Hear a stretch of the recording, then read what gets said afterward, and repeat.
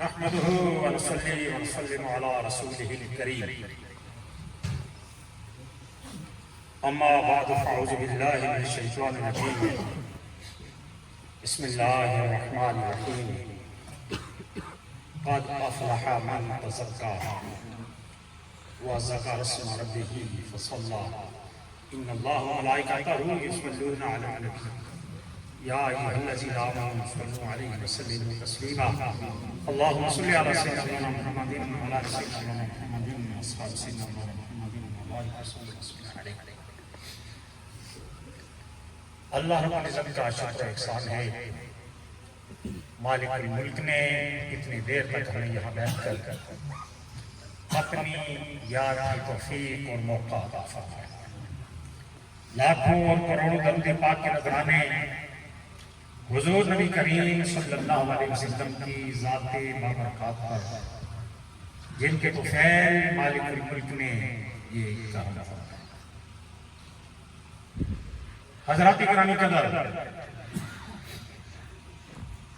نماز ظہر ہم نے اپنے وقت میں انشاءاللہ ادا کرنی ہے. آج تقریر علماء کرام نے فرمائی اور سماخانوں نے بارگاہ مصطفیٰ صلی اللہ تعالیٰ علیہ وسلم نے اپنا نذرانہ عقیدت پیش کیا ہے. نہ تو تقریر کا کوئی موقع ہے اور نہ ہی میں تقریر کرنے کی پوزیشن میں ہوں.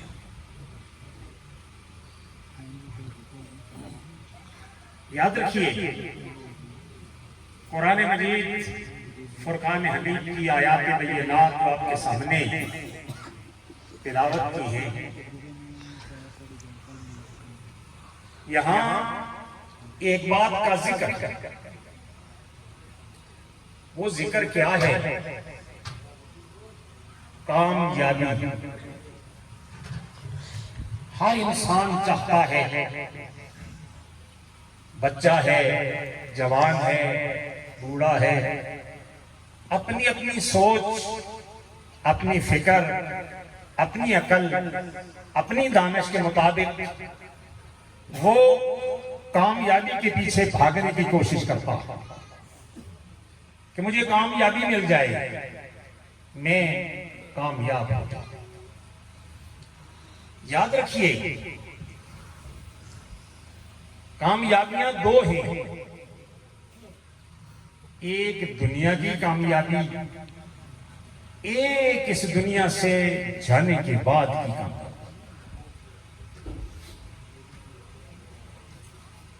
اور دونوں کامیابیوں کا راستہ ایک ہے،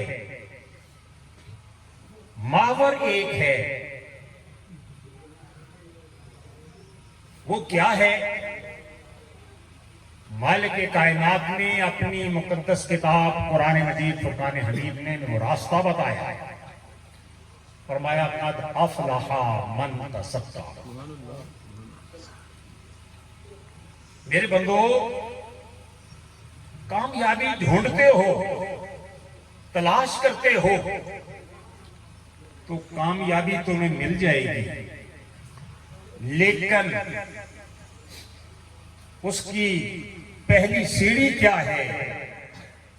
من تزکیٰ. میرے بندو، اپنے آپ کو پاک کر،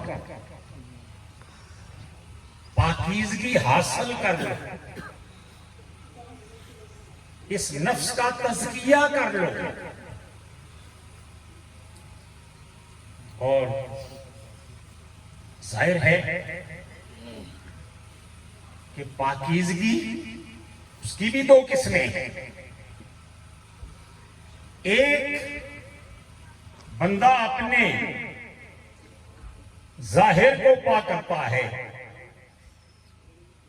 غسل کرتا ہے، وضو کرتا ہے، اپنے بدن کو پاک کرتا ہے. اور دوسری پاکیزگی اپنے اندر کو پاک کرتا ہے. اپنے سینے کو پاک کرتا ہے، اپنے دل کو پاک کرتا ہے، اور جس نے ظاہر کو پاک کیا پھر باطن کو پاک کیا، فرمایا وہ کامیاب ہو گیا۔ اب یہ تو ظاہر ہے کہ غسل وضو یہ تو سب ہم جانتے ہیں، لیکن یہ اندر کی پاکیزگی کیا ہے؟ اندر کی پاکیزگی یہ ہے کہ ہر انسان کے ساتھ دماغ میں اچھی سوچ سوچیے، اس کے لیے بھلائی چاہیے، اس کے ساتھ اچھائی کی کوشش کیجیے، دل سے کسی کے ساتھ کدورت ہے تو صاف کیجیے، نفرت ہے تو دور کیجیے، اور رب کو راضی کرنے کے لیے اپنے ہر بندہ مومن، ہر بھائی کے ساتھ اچھائی کی کوشش کیجیے۔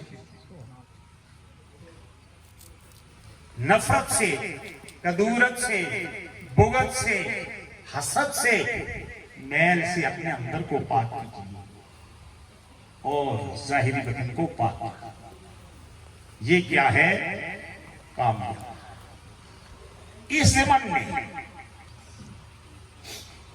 ہمارے پاس جو بچے آتے ہیں، بچیاں آتی ہیں، ہم انہیں یہ کوشش کرتے ہیں، یہ تربیت دیں کہ بچوں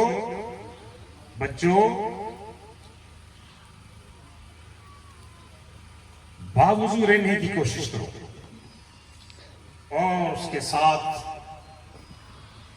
پھر اللہ کے محبوب کریم صلی اللہ تعالی علیہ وسلم پر درود پڑھو۔ اللہ کے محبوب پہ درود پڑھو گے تو سینہ صاف ہو جائے گا۔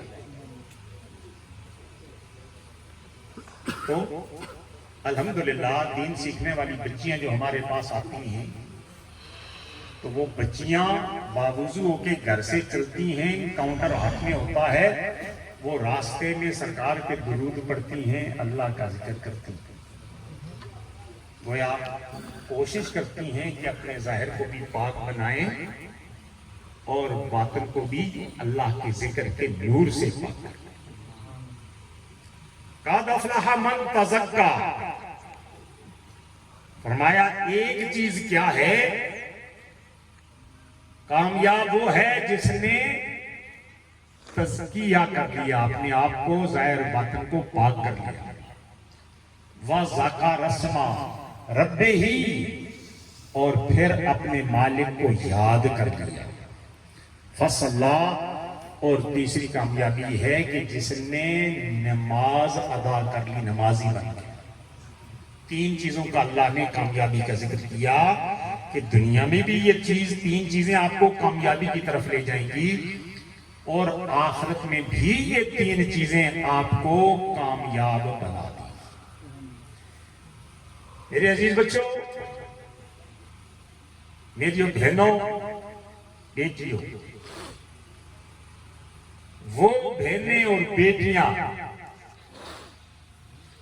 جو پاک ہو کر، باوضو ہو کر، اللہ کی نماز ادا کر کے اپنے بچوں کو، گھر والوں کو کھانا کھلائیں گی، تو یقیناً وہ خوبصورت لقمہ جو انہوں نے پاک ہاتھوں سے بنا کے بچوں کو دیا، وہ بچے نیک بھی بنیں گے، نمازی بھی بنیں گے، اور اللہ کا ذکر کرنے والے بھی بنیں گے۔ اب وہ بہن بیٹی بھی کامیاب ہوگی اور اس کی اولاد بھی کامیاب ہوگی۔ پھر ایک نصیحت آپ کو یہ کرتا ہوں کہ یاد رکھیے، ان محافل میں آپ آتے ہیں، محافلیں منعقد ہوتی ہیں، ان محافل میں آتے ہیں تو نیت کر کے آئیں کہ اللہ کے ذکر میں، اس کی یاد میں، حسب رسولی کا فیض سینے میں حاصل کرنے کے لیے ہم جا رہے ہیں۔ یہ نیت لے کے آئیں گے پہلے آ کے اللہ کے ذکر کے احترام میں بیٹھ کر اول سے لے کر ہر قسم پڑھیں گے، اس قسم کی برکت سے آپ کی مشکلیں بھی حل ہوں گی، آپ کا سینہ بھی صاف ہوگا، آپ کی مرادیں بھی پوری ہوں گی، اور اللہ آپ کو کامیابیاں بھی عطا فرمائے گا۔ دو باتیں۔ تیسری بات یہ کہ ہمارے اندر ایک کمزوری ہے، اور وہ کمزوری کیا ہے؟ وہ کمزوری یہ ہے کہ ہم جہاں بھی جاتے ہیں، جو کام بھی کرتے ہیں، وہ کام کسی مقصد کے لیے کرتے ہیں۔ ہم فلاں کے ہاں ہم نے جانا ہے تو وہ ہمارے آیا تھا، ہمارے گھر میں کام کیا تھا، ہمارے ساتھ تعاون کیا تھا، آج ہم جا رہے ہیں۔ جنازے میں جا رہے ہیں تو اس لیے، قبر پہ جا رہے ہیں تو اس لیے کہ وہ بھی آئے تھے، انہوں نے ہم سے تعزیت کی تھی، ہم واپس تعزیت کر رہے ہیں۔ عدلہ اور بدلہ نہیں، پہلے اپنے ذہن کو، سرکار نے فرمایا جس بندے نے جو نیت کر لی اس کا اللہ اسے ثواب دے، اس نے وہ پایا۔ نیت کرو، میں اس لیے جا رہا ہوں کہ کسی کے کام آؤں، مسلمان بھائی کے جنازے میں جا رہا ہوں تو اللہ نے مجھ پہ حق رکھا ہے، قبر پہ کام کر رہا ہوں اس لیے کہ اللہ نے کام کرنے والے کے لیے 2 قیراط ثواب کا وعدہ فرمایا ہے۔ صحابہ نے عرض کی یا رسول اللہ وہ 2 قیراط ثواب کیا ہے؟ جنازہ پڑا، قبر پہ گیا، تجہیز و تکفین میں شامل ہوا، اسے 2 قیراط ثواب ملے گا۔